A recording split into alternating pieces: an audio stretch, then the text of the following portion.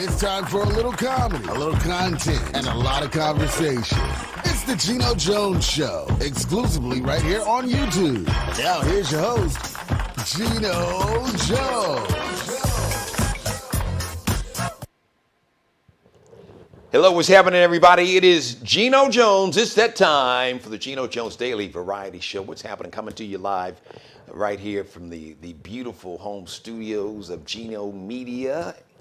I don't know about you. Was it just me? Man, I slept good last night. I slept better last night than I slept in 4 years. Now, I stayed up late watching television, of course, watching the post-inauguration commentary and the whole 9 yards. I got a chance to see some of the inauguration ceremony last night, and I thought it was a great idea. So, first of all, let me just say this.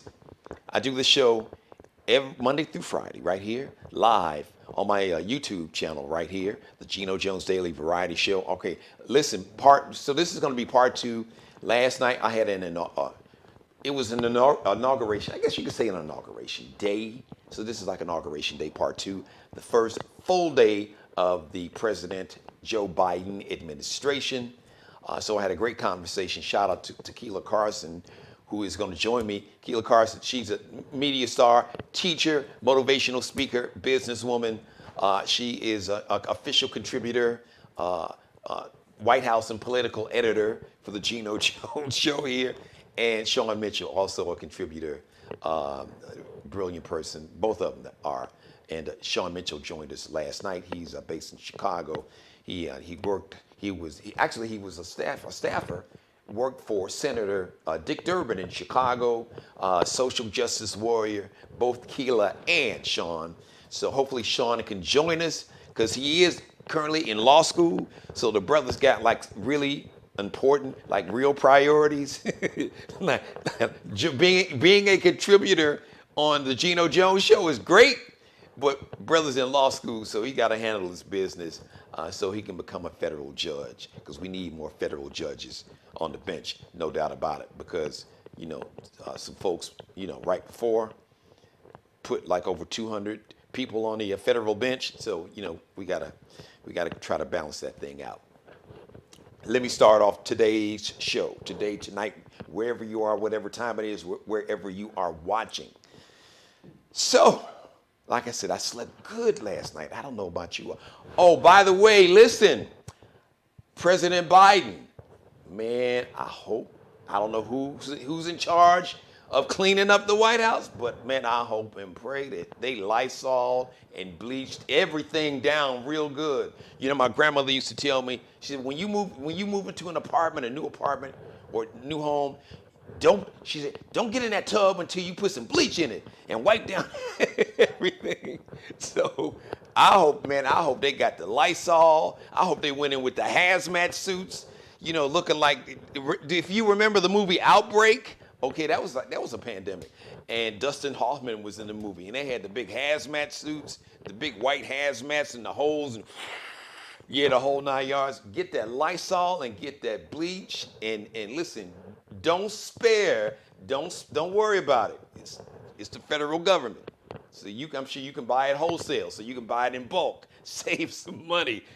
You can call Lysol and say, look, and Clorox, hey y'all, I need y'all to ship me a truck of Lysol and a whole lot of bleach, because there's a whole lot of cleaning I'm sure that needed to be done. I'm just saying, because I wouldn't have stepped foot in there until I could. The place would have to, the Lysol would have to be, and the bleach would have to be so strong where I'd have to wear a mask where you could almost taste it. I want you all to clean up good, damn it. So, anyway, all jokes aside, but I'm really not joking. I'm serious about that. I really hope y'all really did Lysol and bleach that joint down. So, Mr. President, let me holler at you real quick. Help people fast. Get everybody vaccinated ASAP. Get people money directly. Get this money to the people directly in their hands, in their bank account. Put that check in the mail.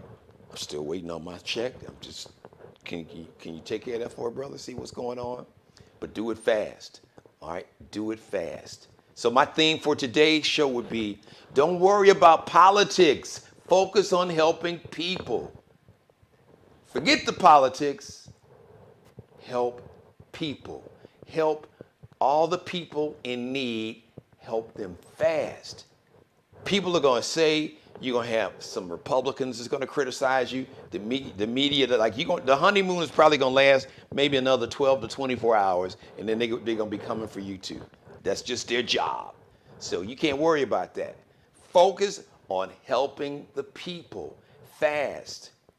So, and to his credit, you held a news conference talking about your plans for the vaccine. As a matter of fact, he signed, I think, 19 executive orders today, all related to COVID-19 in terms of money and standing up more places where people can get vaccines or get vaccinated, and a whole lot of plans. You can actually go to whitehouse.gov and get all the details. But once again, Mr. President, let me holler at you. I'm just telling you, man, forget all the politics, man. Focus on the people. Help everybody in need. Help them fast. Get everybody, if we could get 75, according to Dr. Fauci, if we could get 75 to 85% of Americans vaccinated, like as soon as possible. So if you got to, and he did say, President Biden did say that he will definitely enforce they call the Defense Production Act. What that means is basically the president gets on the phone, he'll call whatever company it is, because I hear Amazon wants to be a part of it. That's a whole nother conversation. Thank you, Jeff Bezos, but don't you have your hands in enough stuff as it is from Amazon and Amazon Prime to Whole Foods and Amazon Prime TV? But that's a different conversation. But the president, the Defense Production Act, can call a company and say, hey, Jeff Bezos, I need you to make more of this, that, or the other that will help the country because we are in an emergency. So whatever you're doing over here, I need you to stop, and I need you to mass produce this product or provide the service that we need to help the country in a time of need. Basically, that's what the Defense Production Act is all about. So the bottom line, Mr. President, forget the politics. Help everybody. Help the people fast. Do it now. Take care. Let's get COVID-19 under control. Did a good job with the mask mandates in federal buildings and basically suggesting that if you're going to be in public spaces and traveling, like trains and stuff, in public trains and buses, that you need to wear a mask. So you did a good job. Let me bring on my guest tonight for part two. Ladies and gentlemen, you heard me introduce this young lady earlier in the show. She was my co-host. I did a morning radio show up in Detroit, Michigan. So she's been a radio and TV star in Detroit and Toledo. She's taught. She's a businesswoman. So she's doing her own thing now. And she is a contributor right here on the Geno Jones Show. So bringing her back to the show, Keila Carson, there you go. How are you? Hi, Geno. Hi, everyone. My official political and White House editor, as you see there, she is got the beautiful shot of the Capitol in the background. I'm still feeling the inauguration. How'd you sleep last night? Let me tell you, when you were saying that in your introduction, my head was like, yes, because the stress of the past 4 years. Man.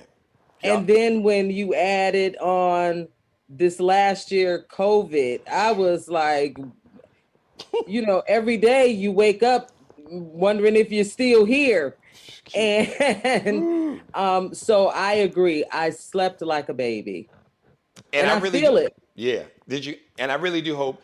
Listen, like I said, Mr. President, I'm serious. I hope they I don't know whose job that is. Y'all, please make sure. And don't forget Vice President, man, Lysol. But really, that White House, man, y'all got to Lysol and bleach that joint down. So, as your contributor, Geno, let me rest your mind that not only has the White House been deep cleaned, the deep cleaning started in areas of the White House and over in the other building where the cabinet has their offices and the vice president, which is just walking distance. Right. Okay. From the White House. And they have been cleaning that for almost 2 weeks. Okay. So the Well, White House has been, a lot of people had already left their offices, resigned, and all right. that stuff. And the cleaning had begun then. Carpets, curtains. Oh, throw all Um, that. I hope they threw all that out. I hope they ripped yeah, all this. Y'all get I rid of that. mean, it has been because the Bidens demanded it. Wouldn't you? I would have. You better believe it. Absolutely. Yes, I don't. because you're talking about life or death. Yeah, no, and listen, President Biden is 78. That Yeah, he's, I mean, God bless him. We hope he stays healthy. He had an aneurysm yeah, about 20 plus years ago, something like more that. than more 30 than was it? one. Okay, yeah. So yeah, you can't be messing around with that. So thank you, Keela. I am glad that you could Yes. confirm. you basically my hope and prayer. You answered it, or you confirmed what I was really hoping to happen. I had a And feeling. Gino, they did have hazmat suits on. For real, for real. Yes, I believe. yes. I wouldn't have went in there. Listen, it's funny, but it's not funny. The White House, it was like a COVID-19 haven. It was a super spreader facility. Yes. Of all the places Of, on the of planet, all the places, the White House White House. was the source of a continuous COVID-19 outbreak. It wasn't like it was just like one outbreak. It was like on a continuous loop. Yes. Yes. You'd be better off going to your uncle's backyard barbecue and having everybody sneeze on you than you You right. would at the White You House. might as well. Terrible. It was like if you wore a mask, you would get fired. Like, who does Yes. that? Really? Huh? Now, I mean, we can't, Gino, we can't say that for sure. Well, that's But all the it, all the reports I heard. New York Times, yes, Washington I mean, Post. you're right. All those beat reporters said all their White House sources told them they were in fear Yep. that they couldn't wear a mask. Yes. It was implicit Right. that if you wore a mask, maybe there's going to be some trouble. Yeah. Like you might be looking for a job. Like Right. quick. Right. Like And I mean, you have people like the former governor of New Jersey, Chris Christie, not wearing a mask. Now, the good thing that McConnell did is McConnell said, you're not coming up in this Senate right. without a mask. So much so that he wouldn't even go to the White House. Yeah. Now, Yeah. that's telling. Well, he's 78. So it's like, these are not spring chickens. So you just can't, and we don't know what kind of pre-existing conditions that he has, but you just can't take a chance. So That's right. Key, I want to pick up from where we left off last night. And I want to thank Okay. you and Sean. You all did a great job and it was an organic. The conversation was very organic. We were basically just kind of just living in the moment in real time and talking about how we felt in the moment in real time about the inauguration, the fact that the inauguration actually happened in spite of the QAnon predictions that the inauguration was supposed to be like this mass kill event, and that somehow that the white nationalists were going to come in and kill all the Democrats from Joe Biden, and everybody was there, and then they would come marching in like Grant's army and install the dear leader back into his rightful position in the White House, and none of that happened. And I saw video. You had a woman crying, traumatized. Lord help! Oh God, please! No, it can't be true. Oh Lord, please, President Trump, where are you? I mean, literally, and it was sad. The humanity in me, part of me, felt bad. But I got to be honest, Key. The majority of me, in real time, me was like, listen. You know what? You grown. You got what you deserved. You fell for this lie. I'm sorry. At some point, you know the truth. Now I understand, unfortunately, that a lot of people who were following this person and this whole we talked about this whole made up concept, this whole made up construct of whiteness and movement. It's really a cult of personality. It really wasn't even about policy anymore. It was about one man who really had a cult like because people really thought this guy was God, was Jesus. I'm like, come on, this, and that's dangerous. That's really dangerous. And we see how that plays out in real time. You look at what happened on January 6th. Hmm. But I I mean, mean, it's like, listen, the truth is like slapping you in the face, and you like no, you don't want to hear it. Uh, well, Gino, listen, those individuals, first of all, you said something pivotal about a small portion of your being feeling sorry for them. And as we look to the future, um, I'm challenging you and everybody else listening that we're going to have to drum up a little bit more than that 10% or 5% or 25% sympathy, because those people are still here. True, I give you that. And at the heart of it, they're hurting.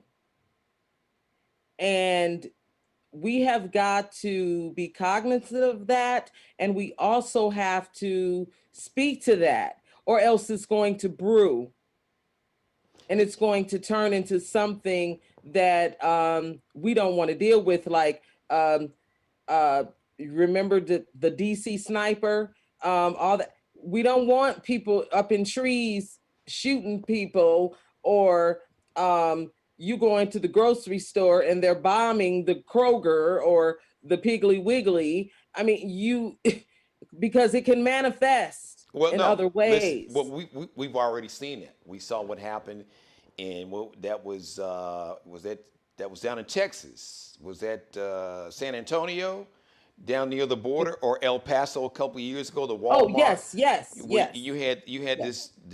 this white nationalist Mhm. terrorist who specifically, said in, writings and postings on social That's media right. that he was targeting Mhm. Hispanic Americans because Mhm. of his racism and hate. So we've already seen that play out. Yes. But I got to say this, Key, in response to the compassion and empathy and humanity you showed me. Two things.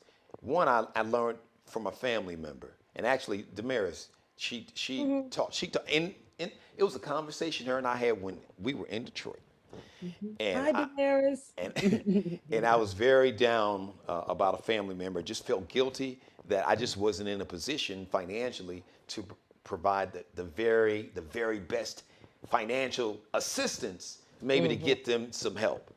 Mhm. And Damaris looked me in my eyes. She said, "You can't want something for somebody more than they want it for themselves." That's right. And that was a hard lesson, but it was true and in real time. But I needed that because it's kind of, because I was heartbroken. I was in tears, and the guilt had just overwhelmed me to where it brought me to tears. And she said, "You can't want something for somebody more than they want it for themselves. It's no But see, guarantee." Gino, the problem with brainwashing, and we've got to deal with the truth because that's what this is. Yeah, I agree. This Absolutely. this is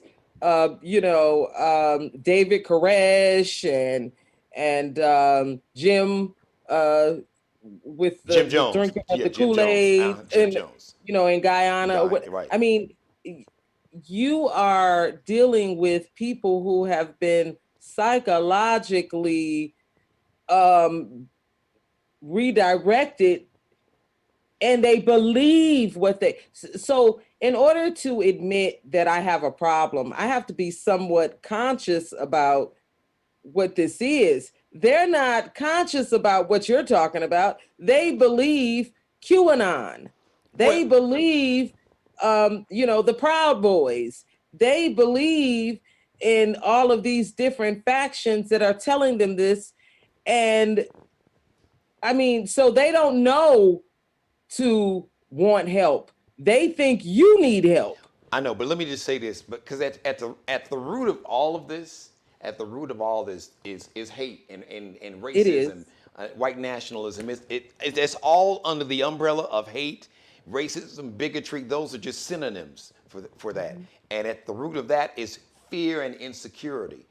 Now, second point I was going to make, that before you can have true healing and reconciliation, there's got to be truth and there's got to be accountability.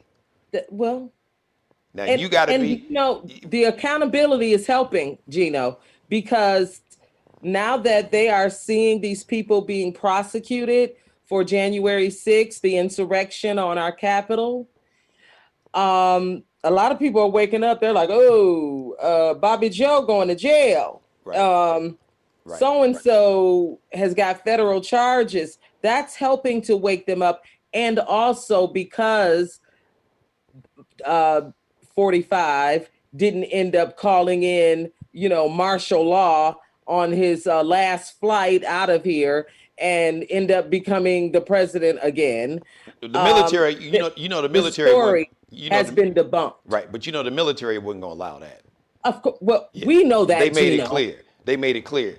As a matter Geno, of fact, we know that. Like 2 weeks ago, when the head of every branch of the military sent out a letter, and the media got a copy of it, reminding every soldier, airman, airwoman, Marine, whatever branch, that we're not doing this. Right. The military does not get involved in political disputes.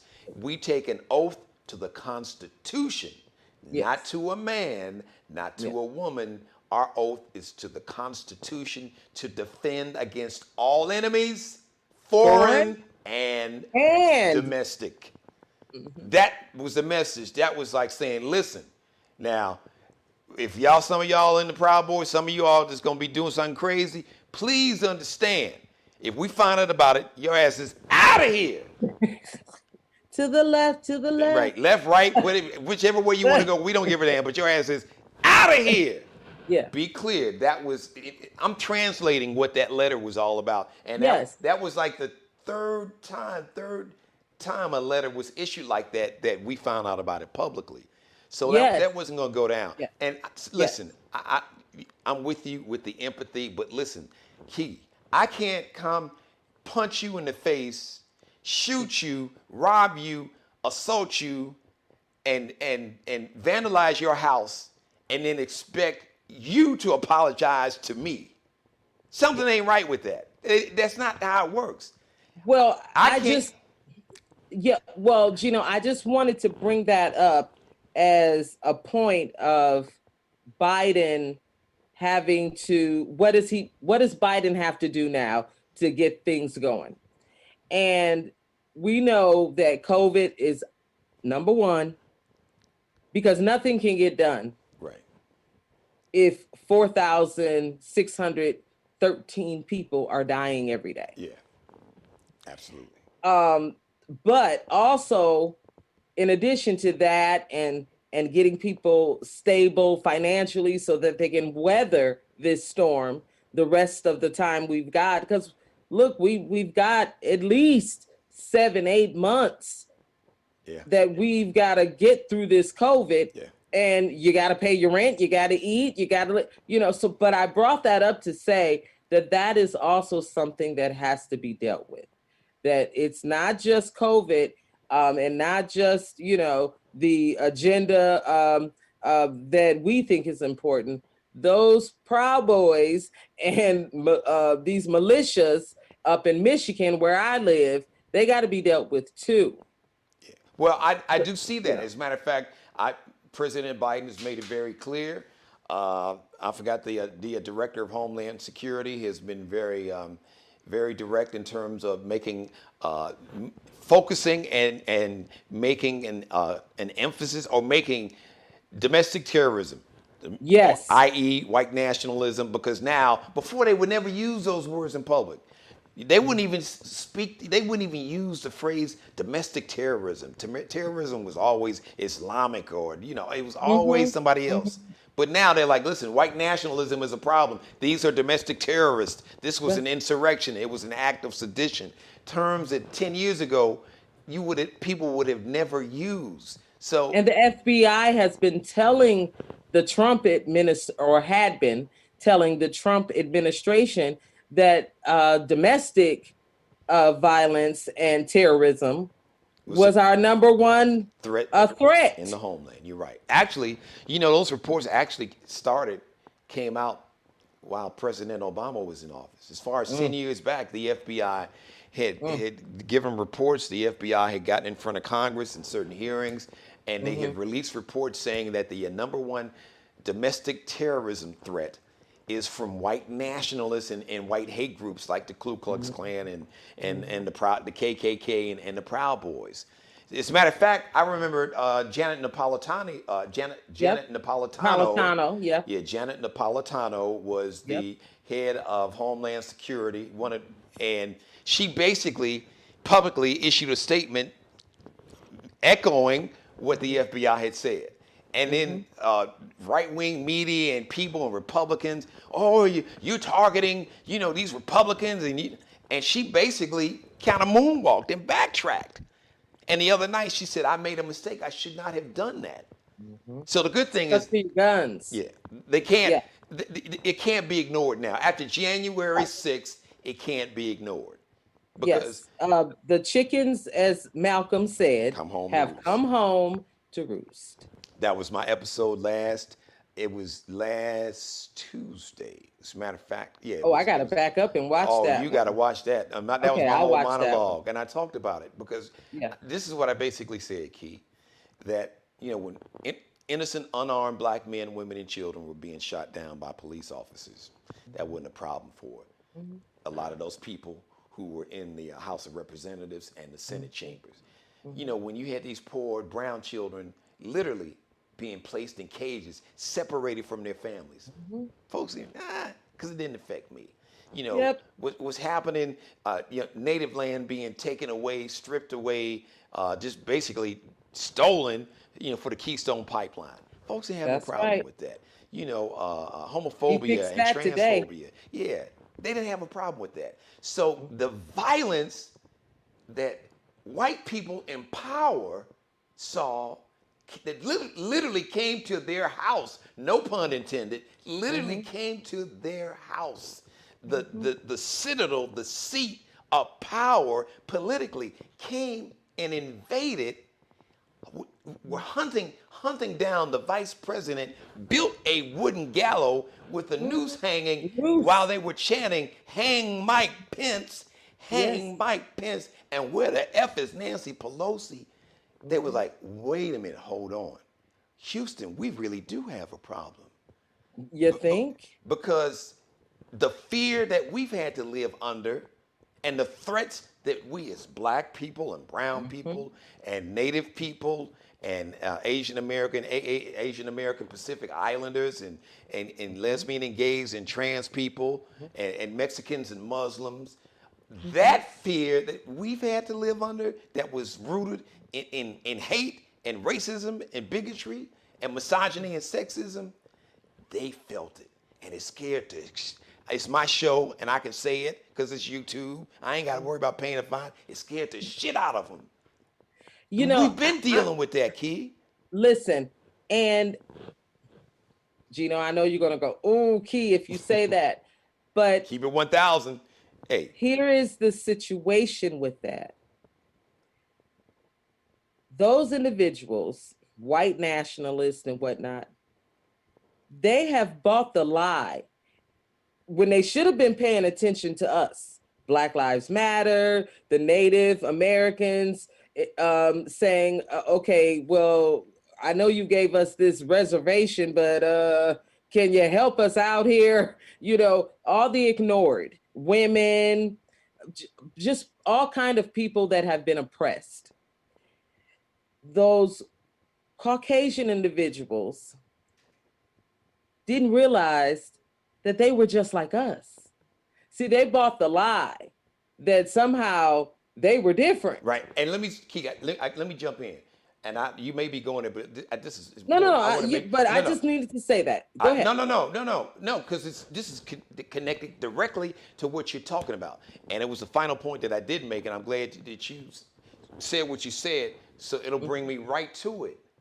Because the one thing about this movement with white nationalists and your KKK and your Proud Boys and the Oath Keepers and the Boogaloo Boys, Boogaloo. they don't just hate black people and brown people and Jewish people and gay and trans and lesbians and Muslims, they hate the federal government. Yes. Yes. And Yes.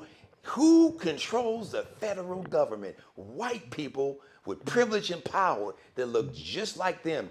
And that whole racist movement feels resentment toward the government because they feel that they don't have power and that the government has oppressed them because you're doing all these damn things for these ends and these Mexicans and these gays and all this and these Jews and women. You should be doing something for us. We are white men. How come we don't have power and privilege like you do? Because they never intended for your broke ass to have power and privilege. But they deceived that's the you. problem. They ran the con and they deceived you with this concept of whiteness, which is made up and made you think the reason that you haven't gotten a raise in 30 years and the reason that your rural hospitals are closing down in rural Michigan or in South Carolina, the reason why is that it's a black person, somebody that looks like me and Keela, or a brown person, or Mexican, or a Muslim, or a gay or trans person, and the people that made decisions for you to bolt your plant down and to ship the parts and the work to South Korea or Central America, wasn't nobody that looked like us. It wasn't a Muslim brother or sister. It was a white person that looks just like you that sat in a boardroom with a spreadsheet and a small handful of other white people and made a decision about your future. And that's that part of that movement. But now those in power, the chickens literally came home to roost and to kill. And they was like, oh shit. Yeah. Wow. Because now we know how these black folks. Well, how they feel. They felt justified. Now, other groups that have been oppressed don't have, we know better. We know that had we done that, we would have been blown. Come on. There would have been carnage all over DC. It ain't even funny. Listen, come on. Okay. Tamir Rice was a kid playing with a 12-year-old boy, playing with a toy gun. Breonna Taylor was murdered. She was sleeping in her bed. And I heard a gentleman say today he was so happy that the police were so scared of them. And I've heard so much of the video, the fact that all those white nationalists that stormed the Capitol, they were saying, we knew they weren't going to shoot us. Why did they know that? Because they understood that their whiteness gave them a cover of privilege. They didn't have power, but it gave them the privilege. Yes. And they exploited that privilege and stormed that building because they knew they're not going to treat us like they were going to treat a black person. Black people, they had a big Black Lives Matter rally in D.C. That was the rally to where the one where the Bible. Yes, but if you go back and look at some video on the steps of the U.S. Capitol, every step, as far as you could see, armed, they were like shoulder to shoulder. Military police. I saw federal police. Yep. In fatigues. Yep. I mean, and those people were just marching. Thank you. They weren't even trying to go. Tank came out. They weren't even trying to go up the stairs, but it was like, no, weapons, hot, loaded, cocked, and ready to go. Yep. And tanks. It's right. Thank you. And tear gas, everything. The Joint Chiefs of Staff walking with the president. Then he realized, oh snap, that was a bad move. I shouldn't have done that. But those terrorists that stormed the Capitol, they knew that their whiteness would give them a cover, and they exploited it. Yep. But now, those the white Americans in power with privilege, political and economic power realize, oh wait a minute, they came for us too. Oh shit. Oh, wait a minute. Hold on. These black folks have been telling us this, and we ignored it. Well, we knew it. We didn't give a damn, or we made money because hate Bigotry and fear, sexism, and misogyny is big business. It's made trillions of dollars over decades and centuries. So there's big business. See the Rupert Murdoch family, Fox News, Newsmax, and One America Network. There's big business in hate and fear. But it was like, wait a minute, y'all weren't supposed to come for us. Listen, this story is as old as time. Pit them against each other, let them kill each other, and we can keep on doing what we doing. They did it with the East Coast, West Coast rappers. I mean, come on, it just keeps going. It's the same, and boy, they play this like in football. This is their number one play. Pit the people against each other, let them kill each other. Whatever.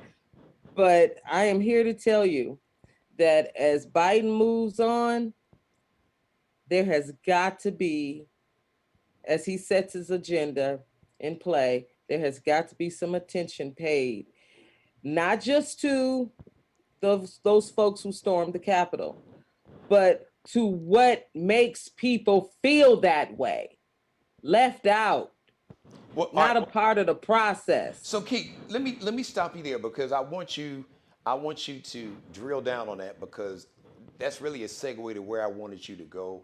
I talked about the advice that I would give President Biden. You're watching. Somebody sent him this.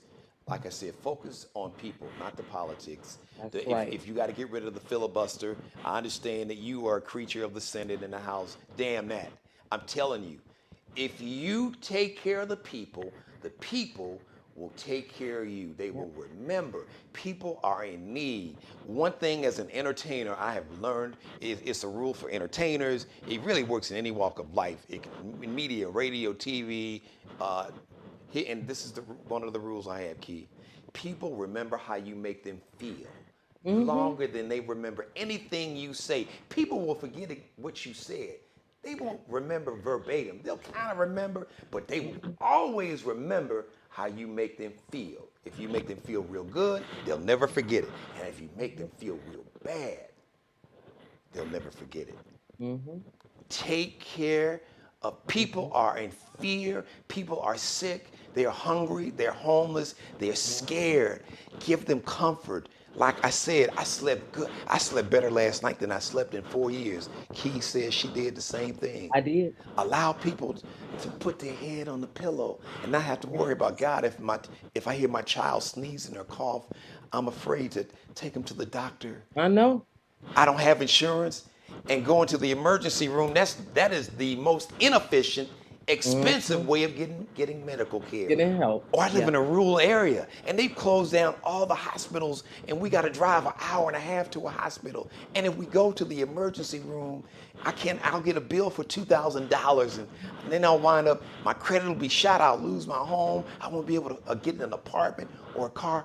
People are living in fear. Take care of people. First of all, take care of their health, because Key, and I don't have to tell you this, I know you know firsthand.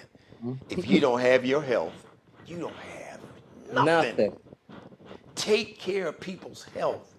Damn the cost. I don't want to hear nothing about the budget, because for 4 years, your boy came in, Obama got the budget down to half and now it's a gajillion trillion. He got it down to $500 million. It was like about 500 million. Now it's over 3 Trillions. trillion. So stop. Miss me with, because didn't nobody have shit to say about the budget when they were giving tax breaks to billionaires and corporations. So miss me with that conversation, President Biden.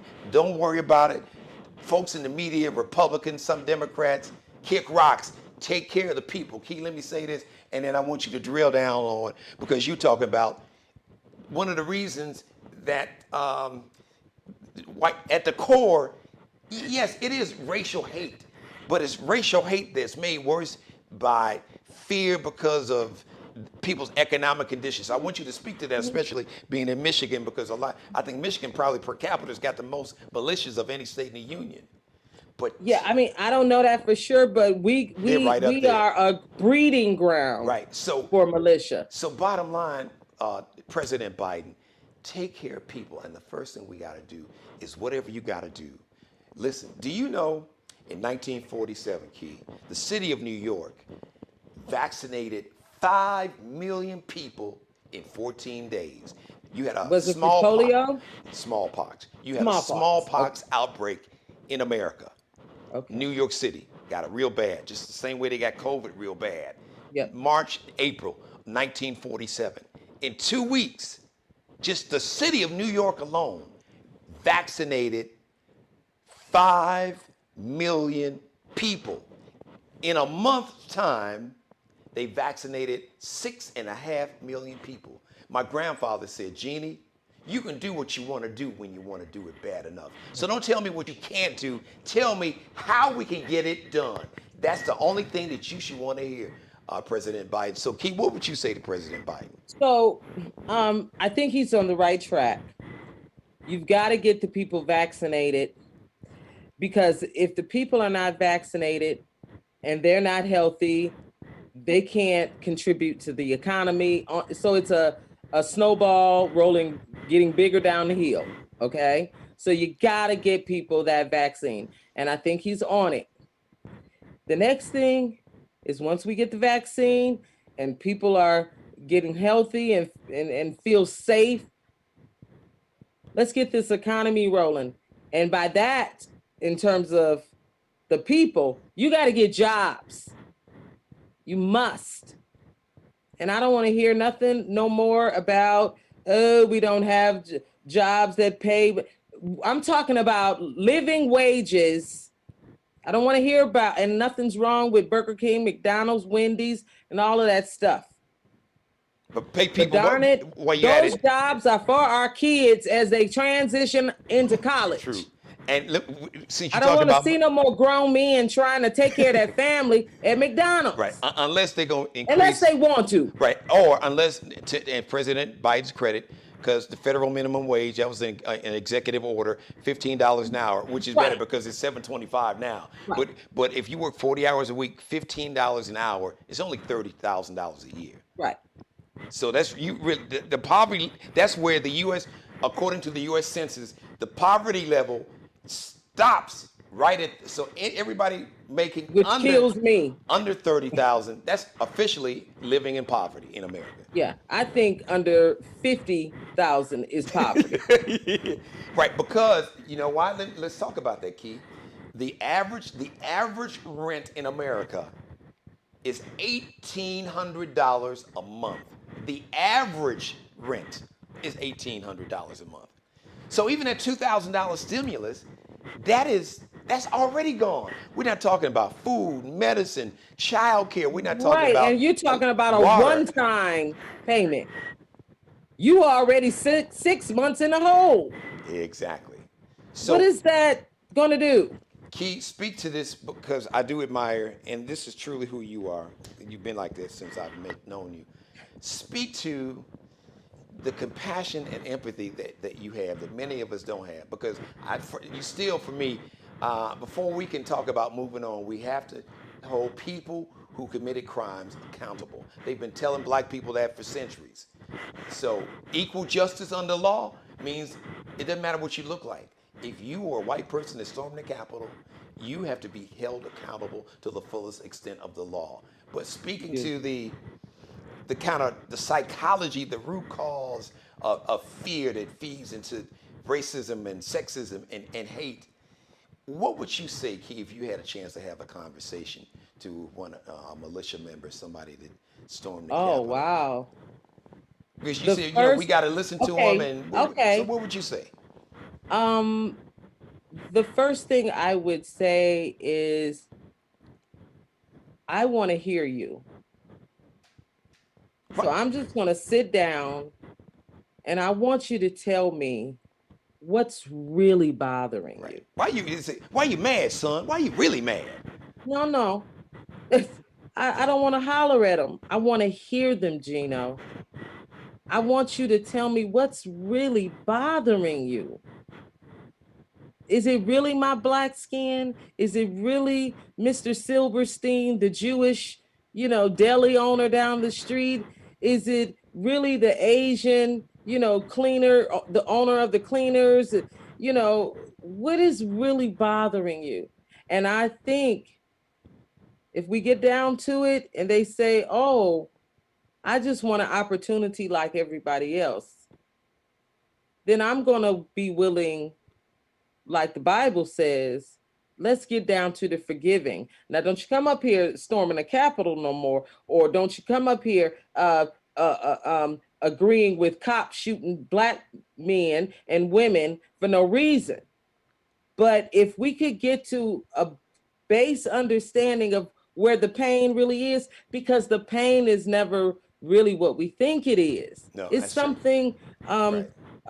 so it's something that we all can identify with. But let me ask you that with that incredible, almost superhuman level of humanity and compassion, are you going to ask for? No, I'm serious. For me, and I'm taking that as a compliment. But are you going to ask for and require a level of accountability and atonement, Absolutely. and an apology? You have to acknowledge. Absolutely. Because forgiveness really is not for you.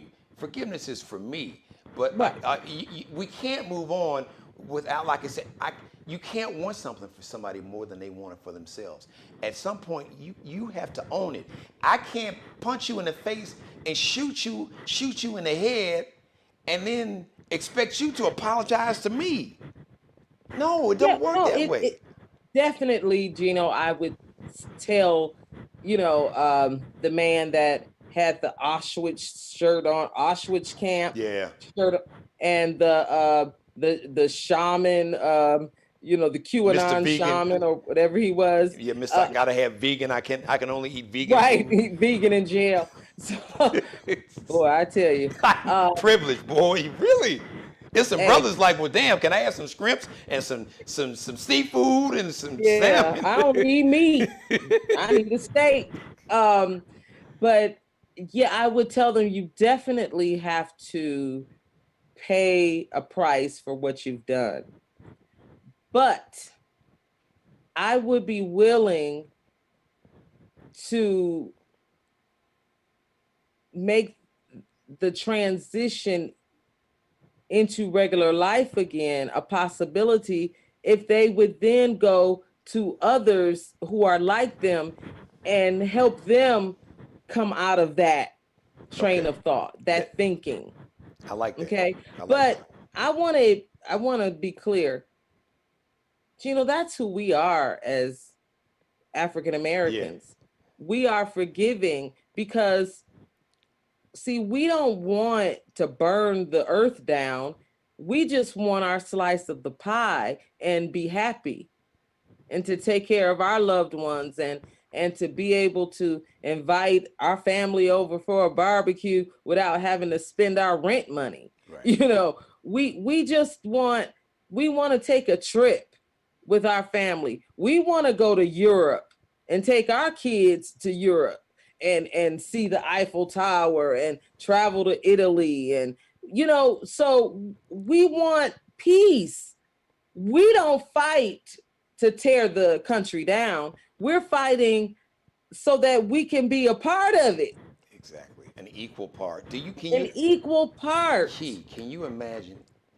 And I don't think the world, so all my white brothers and sisters is watching. I want you just to hear this and think about it. Can you imagine if Black Americans and Native Americans had that same level of anger, and if we wanted retribution and revenge as We opposed could have to long had that. equality? What you saw, what you saw on January 6th is nothing. Nothing. If black people collectively were truly a vengeful people. Thank the good Lord that He has wired us collectively. Unfortunately, Key, we are too forgiving of everybody but each other and ourselves. Yeah, well, that's another And that's show. another show. Yes, we will do that. but there was a woman who did who kind of addressed on social media some of the questions about why Black people are tearing up their communities with this Black Lives Matter and burning down Target and stores and all this. And the way she ended it was, she said, no, you're lucky that all we're doing is protesting. She said, you don't want us to be in the space of revenge And retribution. and Yes. retribution. She said, no, that's not what you're seeing. You're just seeing we're angry and we want fairness. We want to be treated fair. If we wanted revenge, she said, oh, would be another story. We truly wouldn't have America as we know it. Oh no, No. we would have torn this sucker A down hundred long years ago. time ago. Yes, 100 years ago. Long time ago. Right. When You and I wouldn't even be here. no, you're right. Because when white terrorists destroyed Tulsa, Oklahoma, and Yeah. Wilmington, North Carolina, and Yep. Rosewood, Florida, and Rosewood. Durham, North Carolina, Yep. and sections of Chicago, I'm sure Detroit probably had Heck, similar areas. are you kidding? Yes. The Back in- stores in Detroit used to be owned by black people in my lifetime. When I go get my candy and my little penny candy, I was going to Size. That was a black-owned store. But if you think In about my it, lifetime, it changed. right, but I was really focusing on the period from like 19, and it was this weird thing was it was the last time we had a global pandemic. That's when you had the Spanish flu pandemic, but you had the red summers of 19, like 21, 20. The Tulsa race riot was around 2021. Chicago had a huge riot, 1919. Rosewood, they were all around between like 1918, 1919, up to 1923. So we were about revenge and retribution. It would have been a wrap then, but that's Yes. not who we are. So Keith, thank you. Listen, in closing, I thought you offered President Biden great advice, but let me just say this, and then I want you to give me your closing remarks. And I want to paraphrase something. William Cohen was he was defense secretary. I believe he worked in the Clinton administration. I don't know if he worked in the Bush. He's a Republican. This is a white man. I saw him and I seen him on several networks having this conversation. And the last time I saw him, he was on CNN with Don Lemon. And he basically looked in the camera like I'm looking now. And he spoke to other white people. And he said, white America and white people, we have to stop this hate and this movement of white nationalism and white supremacy. It's not a black person's problem. They didn't create it. We created it. And the ones who didn't actively participate in creating it and participate in the killing and the violence, we sat in silence and looked the other way. And a lot of times we did because we profited from the hate and the racism. He said, we have to speak truthfully to each other. We have to have these conversations with each other. We have to stop this. And shout out to William Cohen. I was like, wow. We just like we mobilized, Geno, to get Biden into office, to get at least fairness in the Senate. We couldn't get past that 50 threshold, but hey, we did good to get there now. But we got the vice president now, right, to break the tie. But you absolutely don't want to govern that way or legislate that way if you can avoid it. But listen, just like we mobilized to get where we are right this minute today with Biden in office, Kamala as vice president, and Ossoff and Warnock in Georgia, we got to do that in other areas. In local elections. Yes. In local elections. We have got to. Well, and keep remind them this, and I said this. I think I may have said it yesterday. The same energy that we took for November 3rd and January 5th, we got to take that same energy plus. Yeah.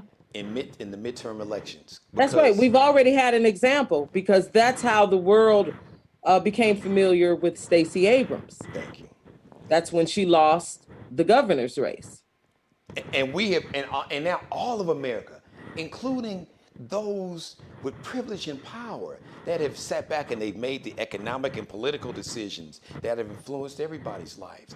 These chickens, they come home to roost, and now they realize this thing called democracy that they've talked about so much for years and they have taught in schools and worshiped, they realize that this thing called democracy in America, this form of democracy, is very fragile because we came Yes. that close Yep. to losing it. And And it could happen I again. was gonna say, and we can still lose it. So that Yes, means we got to come together. I hate to be cheesy and corny, but we have got to come together and look at what we just did as a roadmap to how we proceed in the future. We've got to mobilize, just like those people stormed the Capitol. They could have mobilized and said, you know what? We're sick of you taking our farms. You lied to us about all the aid you were going to give us. We're sick of this, and we need to. That's what you do. You mobilize and do it the right way. and and you mobilize, organize, strategize, and form coalitions. That's right. Fine, because We don't have to be against each right. other. Listen, there are a significant number of black folks that's not necessarily in love with the government. That's And right. we got reasons not to love the government. Right. Native Americans, Mexican Americans, Hispanic Right. Americans have a reason. Yes. Kids locked up in cages. They got a reason not to love. But in spite of that, we still love this government and this democracy, and we still participate to try to make it live up to the lie they put on paper. All men, they didn't even mention women when they said all men are created equal. Yeah. I didn't even get to women. So don't That's put a it, whole show of itself. thank you. You put it on paper, damn it. So but- live up to what you put on paper. And we are here to make sure you do that. Yes, we are these United States. We need to be united. We don't have to kumbaya and love each other. But the united means that we could be individuals, but we have to work together. And in closing, I want to say this, just to put a button and a bow on what Keela just said. And I've said this virus, this COVID-19, this coronavirus, is the universe's way of showing you, hey, listen, you all got more in common than you do apart. Because this virus, it don't discriminate. It doesn't care about your politics, your privilege, your power, your prestige. It didn't care about your gender, your orientation. None of that matters. It just looks for a human host. So wake up. This is a warning call. This is that warning shot. Thank God, Key, can you imagine if this was some new strain of Ebola as opposed to COVID-19? Wake up. Harold Melvin and the Blue Notes, Teddy Pendergrass on the lead vocal said, wake up everybody. No more sleeping in bed. Keela Carson, great job as always. Thank you, Geno. Thank you. And we'll be talking to you very soon. The first 100 days of the Biden administration. So, we'll be calling on you from your perch there, our White House and political editor, Miss Keela Carson. Thank you, my sister. Number love and respect. I love you. Thank you, okay? Thanks for joining me. She does a great job as always. It's Keela Carson there up in Detroit City. Shout out to Sean Mitchell. Sean will be joining us again. He's in law school, and actually he had a project that he forgot that he had to get done. Thank you for letting me be a part of your life. As always, God bless each and every one of you. God, most of all, thank you for letting me do the Geno Jones Daily Variety Show. Please like, share, and subscribe to the Geno Jones Daily Variety Show. It's free. Just go to my YouTube channel and subscribe. Share all these episodes. Binge watch all my episodes right there on my YouTube channel. Share them on everybody else's social media, Facebook, Twitter, Instagram, whatever. Then just share it, email it, send it to everybody. And thank you for watching once again. Mother, I love you. Shout out to my hairstylist and my wardrobe stylist, hairstylist, barber, Markel Bailey, KLB Cutting on Instagram, KELBECUTTIN on Instagram. Bruce Gage comes to the gear, the drip, the clothing, the fashions. Bruce Gage, Gage. You can see him on Instagram and see everything, all the fashions that he has to offer. You see why he keeps me looking right. All right. Well, tomorrow will be a week in review, and I got a very special guest. Grammy award-winning group.